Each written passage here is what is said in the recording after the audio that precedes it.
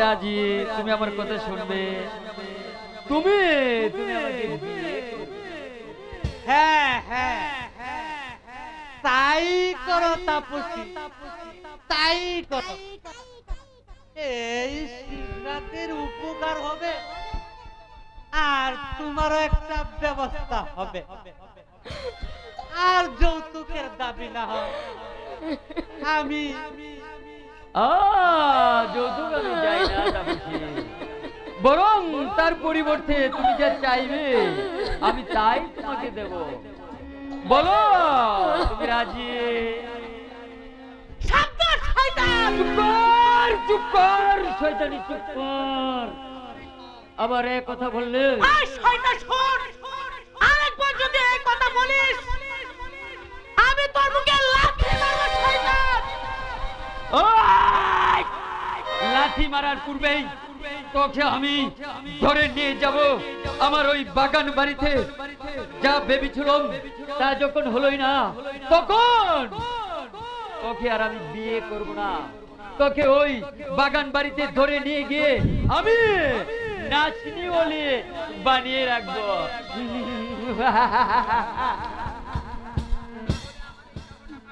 শয়তান! তাহলে আমার এই দেহটা পাবি না, পাবে শুধু তুই অপমান। আর পাবি কি জানিস? এই যে পায়ের জুতো। শুনলে, এই শুনলে হারামজাদার কথা। এখনো তুমি এই দাঁড়িয়ে রইলে, তাকে এই ঝুলের মুঠি ধরে এখান থেকে নিয়ে যাও। দেখি তারে কুন্না করেছে। মানুষ মানুষকে রক্ষা না করলেও ভগবান তাকে রক্ষা করে মামা। একই চৈতন্য। হ্যাঁ মামা, এসে পড়লাম। কেন মামা? আমি এসে পড়ে কি আমার খুব অসুবিধা হয়েছে? তা হবারই করা, কারণ এই ভদ্রলোককে যখন নিমন্ত্রণ করে আনা হয়েছে তখন নিশ্চয়ই কিছু একটা উদ্দেশ্য আছে। এই সাবধান চৈতন্য, তুই কাকে কি বলে? এ হলো যে আবার হালদার মশার ছেলে, ওই যে হিমাংশু হালদার, একেবারে কাঠি ভদ্রলোক। এদের সঙ্গে কথা বলতে কিন্তু ভদ্রতা বজায় রেখে কথা বলিস। তা তো বুঝলাম, কাঠি ভদ্রলোক না হলে তুমি তাকে নিমন্ত্রণ করে আনবে কেন? বিশেষ করে ভোর সন্ধ্যাবেলায় তাপসী যখন ঠাকুরের পায়ে পুজো দিচ্ছে ঠিক সেই মুহূর্তে। দেখি মামা, তোমার পকেট একটু ভারী বলে মনে হচ্ছে যে।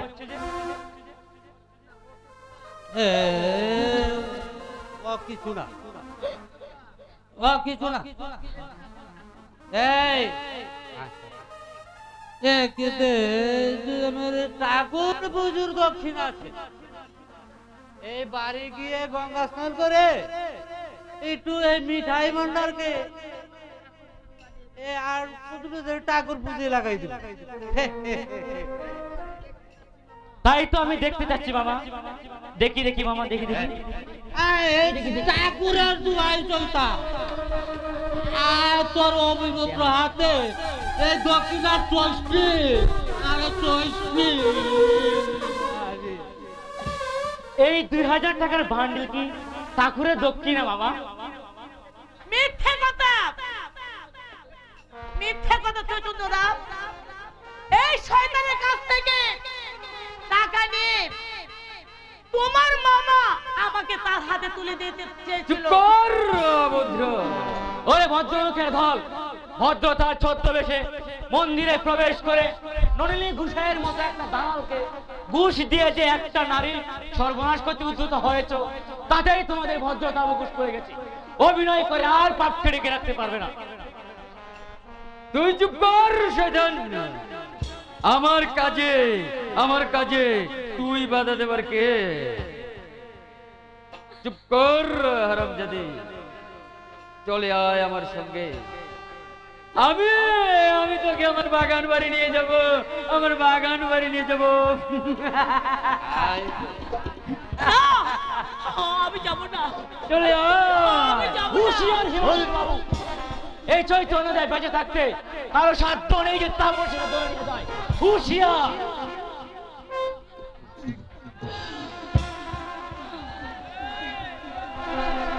আর এক পায়ে দিকে অগ্রসর করলে কুত্তার বাচ্চা। ওরে বাবা রে বাবা, এ যে সাক্ষাৎ গুলাগুলি, আগেও নাই পিছেও নাই। চল।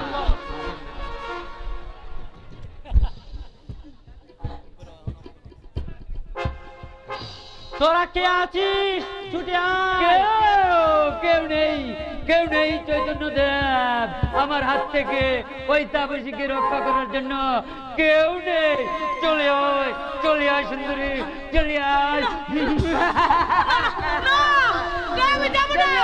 ছেড়ে দাও। কি হয়েছে, কি হয়েছে চৈতন্য? এমন করে চেঁচাচ্ছিস কেন? সর্বনাশ হয়ে গেছে রুস্তম ভাই, সর্বনাশ হয়ে গেছে। শয়তান হিমাংশু তাপসীকে ধরে নিয়ে গেছে। কি? আবার তাপসীকে ধরে নিয়ে গেছে? হ্যাঁ হ্যাঁ রুস্তম ভাই, তাপসীকে ধরে নিয়ে গেছে। শোনো রুস্তম ভাই, তুমি সবাইকে নিয়ে হিমাংশুর বাগান বাড়িতে যাও, আর আমিও চলে যাচ্ছি ওইখানে। তাপসী সতীত্ব রক্ষায় প্রয়োজন হলে এই চৈতন্য তার দেহের শেষ রক্তবিন্দু বিসর্জন দেবে, তবু তার গায়ে কলঙ্কের কালিমা লেপন করতে দেবে না, কলঙ্কের কালিমা লেপন করতে দেবে না। তুমি তাই করো চৈতন্য, তুমি তাই করো। যারা তাপসীর উপর, ইজ্জতের উপর আঘাত হেরেছে, তুমিও তাদের উপর আঘাত হানো। মধ্যবেশীর হিমাংশুর মধ্য তারা মুখোশ করে দিয়ে চলো তার আদালতে বিচার করো। যা তাকে দুষ্ট অত্যাচারী ও ভবিষ্যতের জন্য হুঁশিয়ার হয়ে যায়, হুঁশিয়ার হয়ে যায়, হুঁশিয়ার হয়ে যায়। কেউ নেই, কেউ নেই চৈতন্য দেব। আমার হাত থেকে ওই তাপসীকে রক্ষা করার জন্য কেউ নেই। চলে আয়, চলে আয় সুন্দরী, চলে আয়। না, আমি যাব না। ছেড়ে দাও। কি হয়েছে, কি হয়েছে চৈতন্য? এমন করে চেঁচাচ্ছিস কেন? সর্বনাশ হয়ে গেছে রুস্তম ভাই, সর্বনাশ হয়ে গেছে। শয়তান হিমাংশু তাপসীকে ধরে নিয়ে গেছে। কি? আবার তাপসীকে ধরে নিয়ে গেছে? হ্যাঁ হ্যাঁ রুস্তম ভাই, তাপসীকে ধরে নিয়ে গেছে। শোনো রুস্তম ভাই, তুমি সবাইকে নিয়ে হিমাংশুর বাগান বাড়িতে যাও, আর আমিও চলে যাচ্ছি ওইখানে। তাপসী সতীত্ব রক্ষায় প্রয়োজন হলে এই চৈতন্য তার দেহের শেষ রক্তবিন্দু বিসর্জন দেবে, তবু তার গায়ে কলঙ্কের কালিমা লেপন করতে দেবে না, কলঙ্কের কালিমা লেপন করতে দেবে না। তুমি তাই করো চৈতন্য, তুমি তাই করো। যারা তাপসীর উপর, ইজ্জতের উপর আঘাত হেরেছে, তুমিও তাদের উপর আঘাত হানো। মধ্যবেশীর হিমাংশুর মধ্য তারা মুখোশ করে দিয়ে চলো তার আদালতে বিচার করো। যা তাকে দুষ্ট অত্যাচারী ও ভবিষ্যতের জন্য হুঁশিয়ার হয়ে যায়, হুঁশিয়ার হয়ে যায়, হুঁশিয়ার হয়ে যায়। জন্য হুঁশিয়ার না হয়ে আমি বড় ভুল করেছি। এখন আর উপায় নেই, উপায় নেই। জমি জিরাত বিক্রি ছাড়া আর উপায় নেই।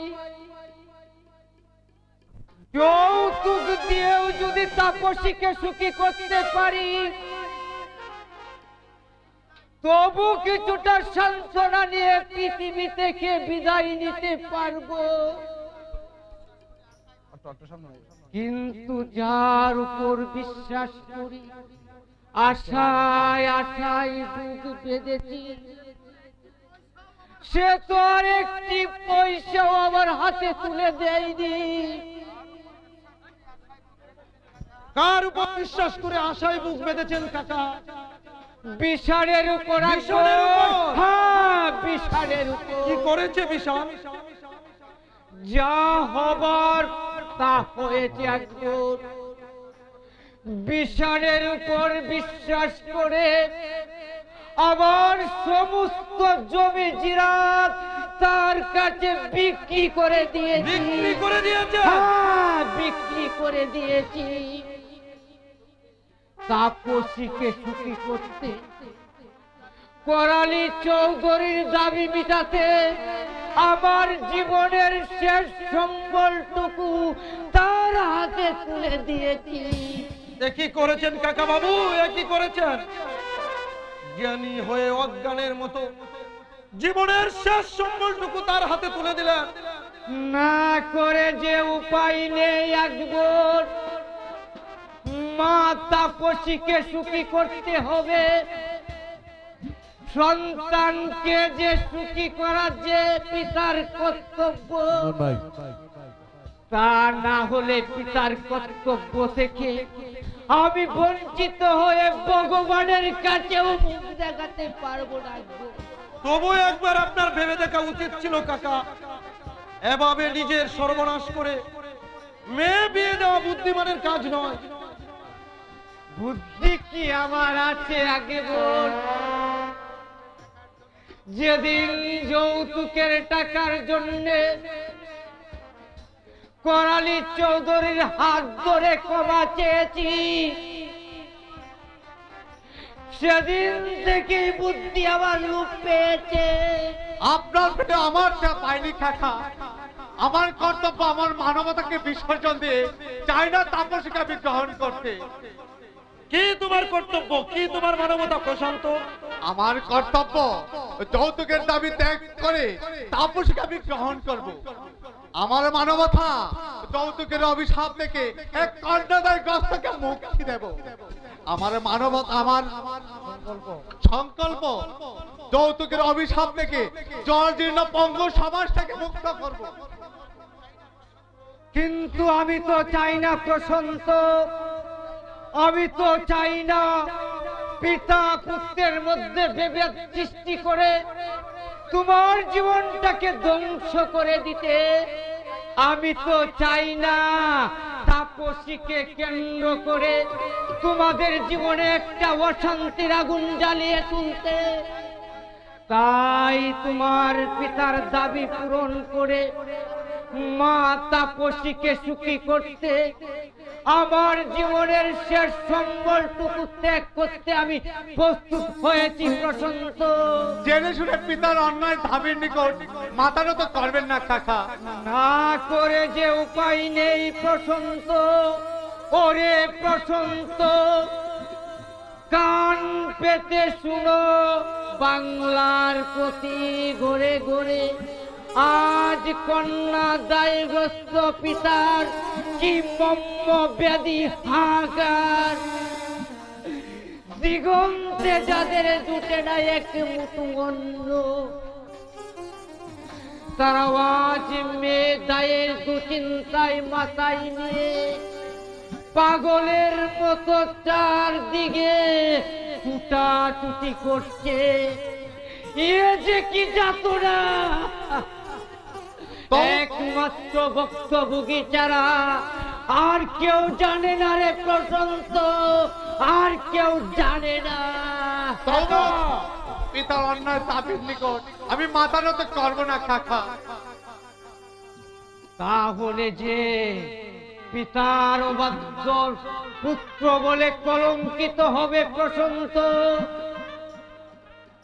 পিতা অন্যায় করলে তার প্রতিকার করা কি সন্তানের কর্তব্য নয় কাকা? তবু সে পিতার জন্মদাতা, প্রতিপালক। তাই বলে কি একটি সোনার সংসার এমনি করে ধ্বংস হয়ে যাবে? আজ যদি প্রশান্ত এর প্রতিবাদ না করে তাহলে গোটা সমাজ ব্যবস্থা যে একদিন ভেঙে যাবে কাকা।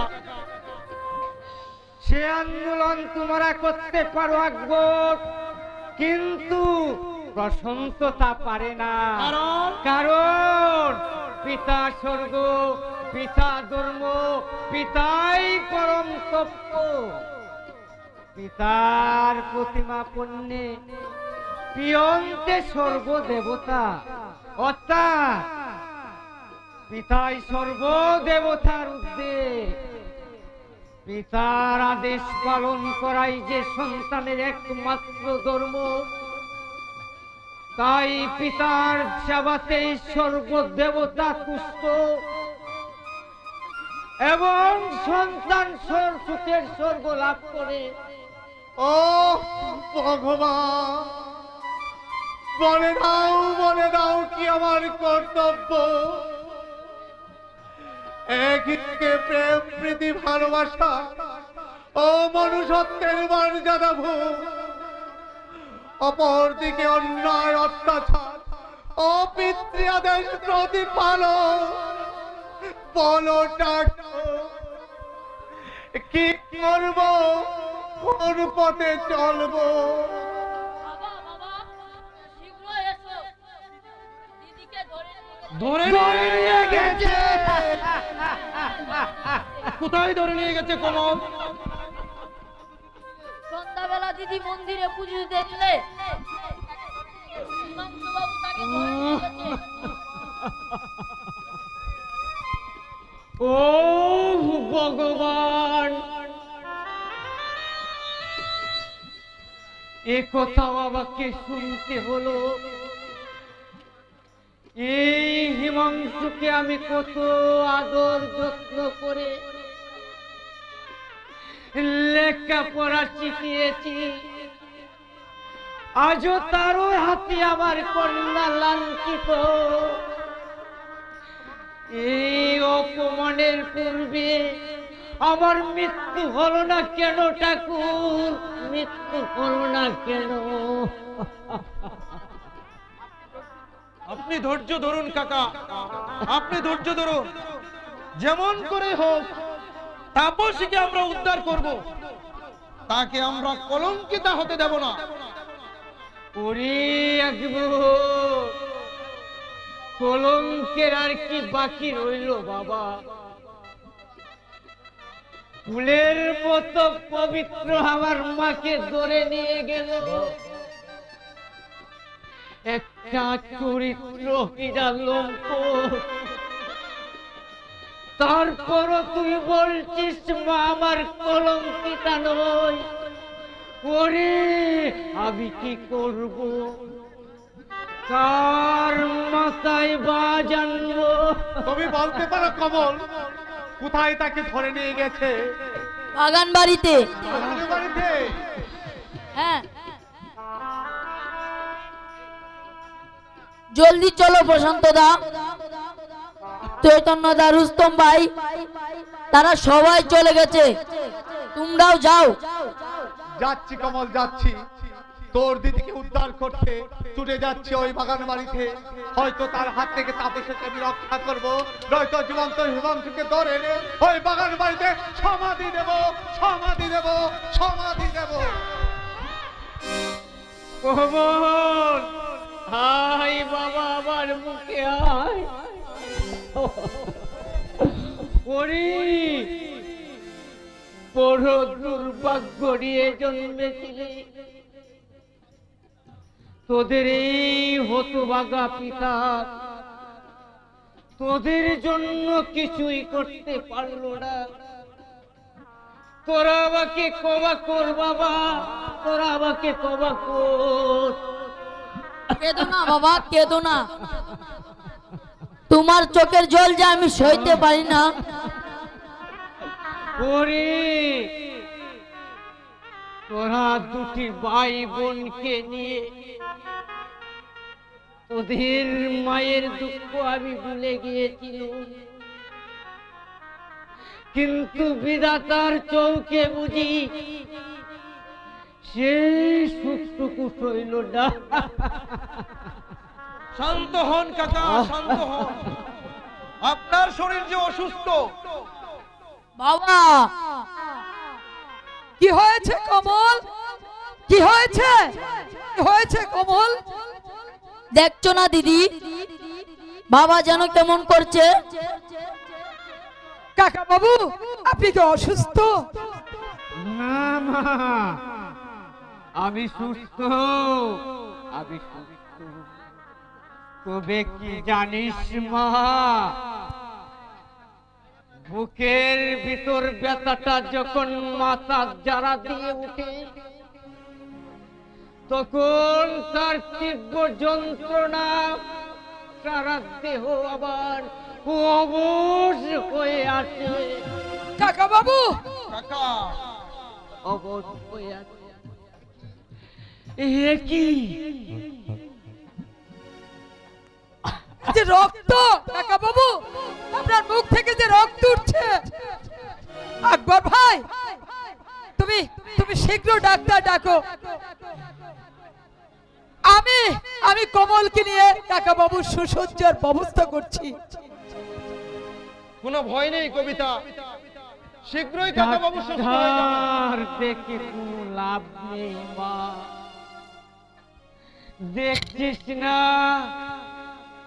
ধীরে ধীরে আমার প্রদীপ নিভে যাচ্ছে।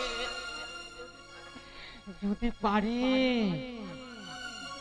তবে মা তাপসীকে একবার দেখা, আমি মরে গিয়েও শান্তি পাবো।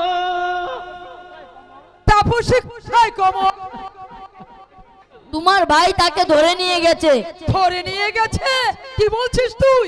হ্যাঁ হ্যাঁ হ্যাঁ কবিতা, তোমার গুণধর ভাই তাকে ধরে নিয়ে গেছে ওই তোমাদের বাগান বাড়িতে। এত বড় অমানুষ সে! তার তার অসহায়তার সুযোগ নিয়ে এক অসহায় নারীর সতীত্বের উপর সে ঝাঁপিয়ে পড়েছে। বিশ্রাম বিশ্রাম বিশ্রামের বড় প্রয়োজন মা, বিশ্রামের বড় প্রয়োজন। জীবন যুদ্ধে হেরে গিয়ে আজ আমি বড় ক্লান্ত হয়ে পড়েছি। তাই এই ক্লান্ত দেহের জন্য বিশ্রামের আমার বড় প্রয়োজন। এই বিশ্রাম যেন হয় আমার অনদি অনন্তকালের বিশ্রাম। কাকা বাবু, এই বিশ্রাম যেন হয় আমার শেষ বিশ্রাম। কাকা কাকা বাবু,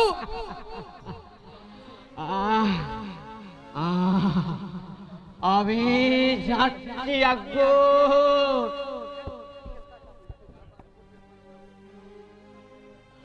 কিন্তু যাওয়ার পূর্বে মা তাপসী আর কমলকে তোদের হাতে রেখে গেলাম। তোরা ওদেরকে দেখিস বাবা, তোরা ওদেরকে দেখিস, তোরা ওদেরকে দেখিস বাবা। কমল আয় আয় বাবা আমার কাছে আয়। জীবন যুদ্ধে হেরে গিয়ে তোর যোগ্য পিতা তোদের কিছুই দিয়ে যেতে পারলো না। আমাকে অভিশাপ দিসনি বাবা, আমাকে অভিশাপ দিসনি। আকবর কাকা আকবর, তোমরা আমাকে ধরো, তোমরা আমাকে ধরো। কাকা বাবু, চলে বাবা, বাবা। যদি কাকা বাবু,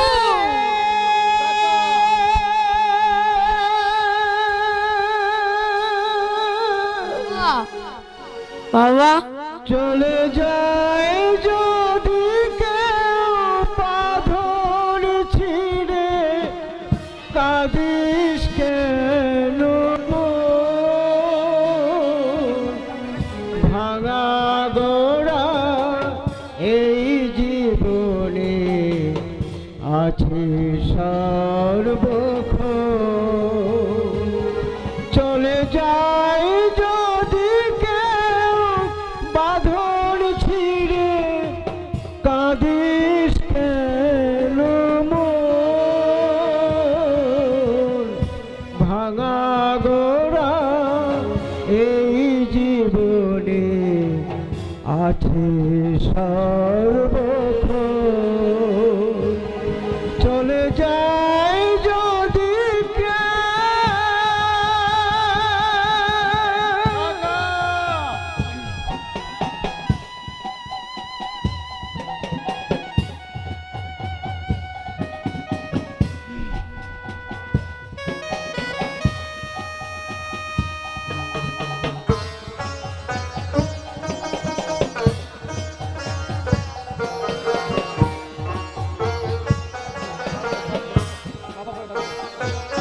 বাবা হাসির পরে কাঁদিস না কমল, আসে সুখের পরে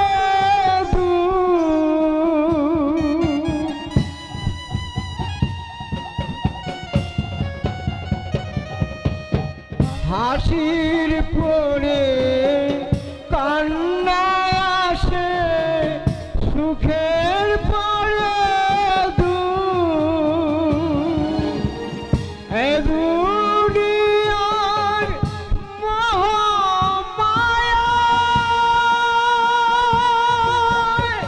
দেখবি আলোর মুখ। জন্ম নিলে সবার তরে, জন্ম নিলে সবার তরে আছে রে মরণ। ভাঙা গোড়া এই জীবনে আছে সর্বক্ষণ। চলে যায় যদি কেউ বাঁধন ছিঁড়ে, কাঁদিস কেন মন? ভাঙা গোড়া এই জীবনে আছে সর্বক্ষণ। চলে যায় যদি বাবা তুমি আমাকে একা ফেলে কোথায় চলে যাচ্ছ বাবা?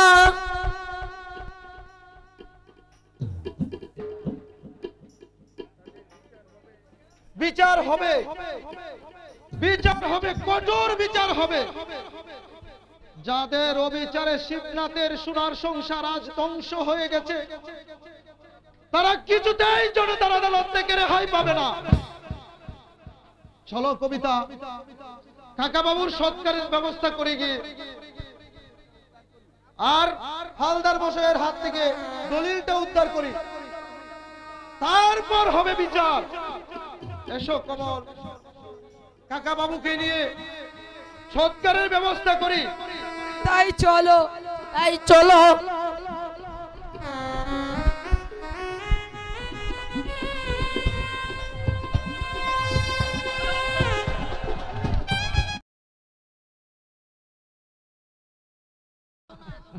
তোমার চোখের জল যে আমি সইতে পারি না। ওরে তোরা দুটি ভাই বোনকে নিয়ে ওদের মায়ের দুঃখ আমি ভুলে গিয়েছিলাম, কিন্তু বিধাতার চৌকে বুঝি সেই সুখটুকু সইল না। শান্ত হন কাকা, শান্ত হন। আপনার শরীর যে অসুস্থ। বাবা কি হয়েছে কমল? কি হয়েছে? কি হয়েছে কমল? দেখছো না দিদি, বাবা যেন কেমন করছে। কাকা বাবু আপনি কি অসুস্থ? না মা, আমি সুস্থ, আমি সুস্থ। তবে কি জানিস মা,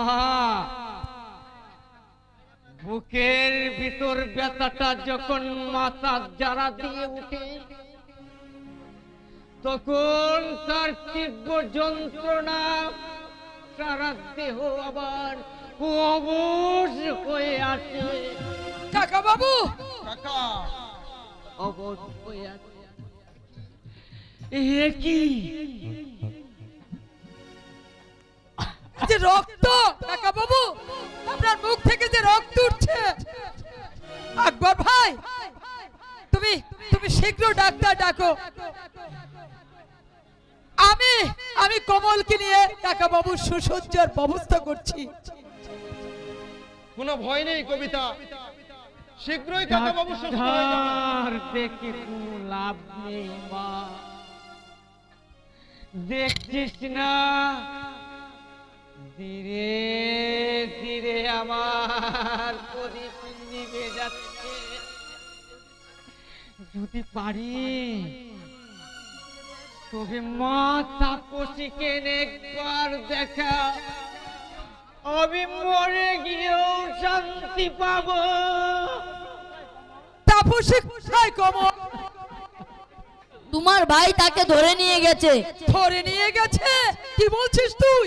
হ্যাঁ হ্যাঁ হ্যাঁ কবিতা, তোমার গুণধর ভাই তাকে ধরে নিয়ে গেছে ওই তোমাদের বাগান বাড়িতে। এত বড় অমানুষ সে! তার অসহায়তার সুযোগ নিয়ে এক অসহায় নারীর সতীত্বের উপর সে ঝাঁপিয়ে পড়েছে। বিশ্রাম বিশ্রাম বিশ্রামের বড় প্রয়োজন মা, বিশ্রামের বড় প্রয়োজন।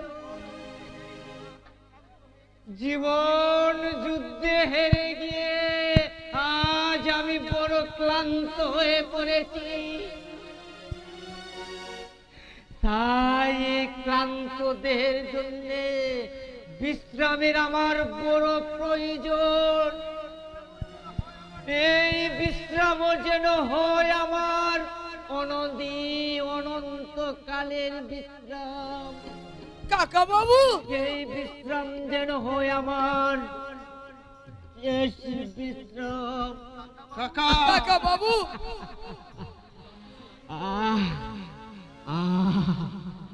আমি যাচ্ছি একবার,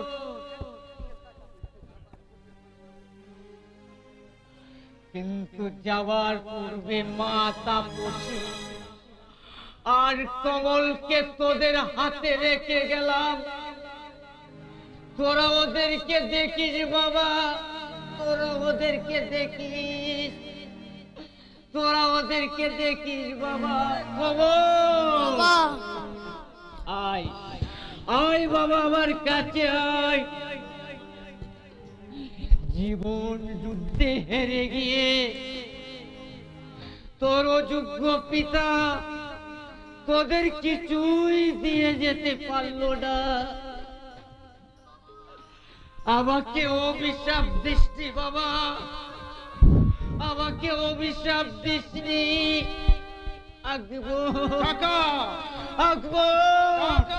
তোমরা আমাকে ধরো, তোমরা আমাকে ধরো। কাকা বাবু, চলে বাবা বাবা যদি কাকা বাবু,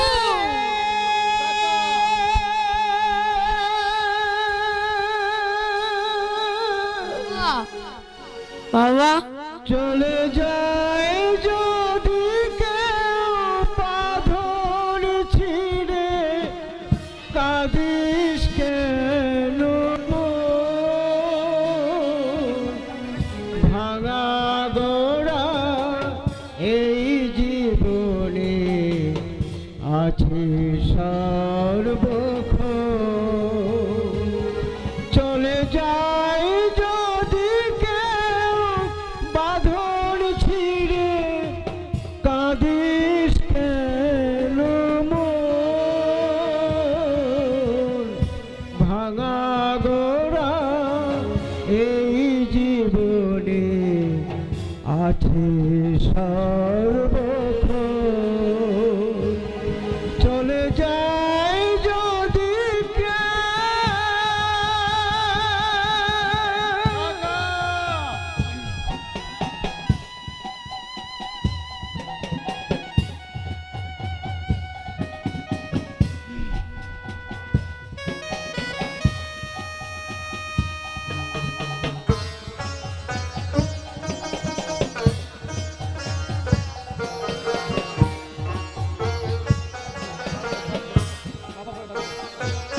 বাবা হাসির পরে কাঁদিস না কমল, কাঁদিস না।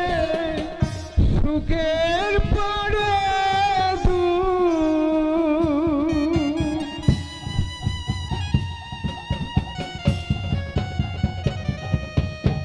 হাসির পরে